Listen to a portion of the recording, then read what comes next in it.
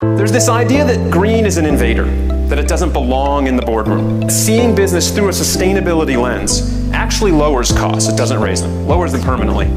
And more than that, it drives innovation.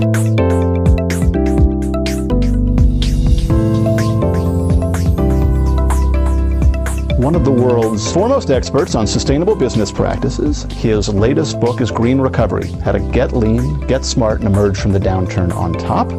One of those big hurdles is that green always costs money, that it's always a cost. Now, some things will cost money, there are investments, but by and large, going green lowers costs, it doesn't raise them. So I think it's one of the best ways to get out of this time we're in, is to lower your costs, save some money, preserve capital, and then use that to invest in your people and invest in innovation.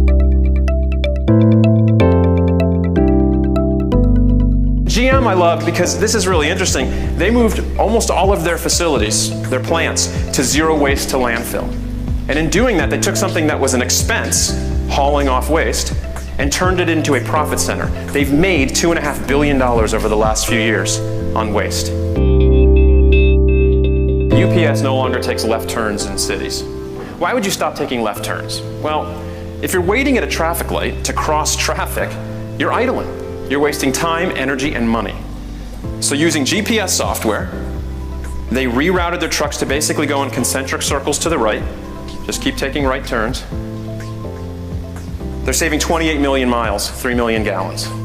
This to me is culture. This is a critical story. I want you to take yourself back to the first meeting where someone said, why don't we stop taking left turns? Who's with me? Come on. Think about ideas that can come in from totally outside of your industry. To take a product that has always done things one way, use a box of chemicals, put it in the machine, water and chemicals hit the ground, clean the floor, suck it back up. They now just use tap water.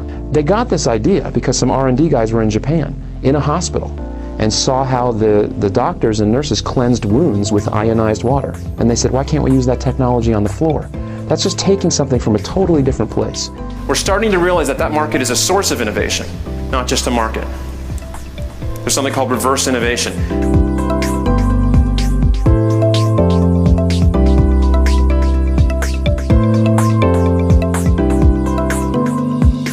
It's good to say, hey, can we wash in cold water? But imagine then asking, well, do we need to wash at all?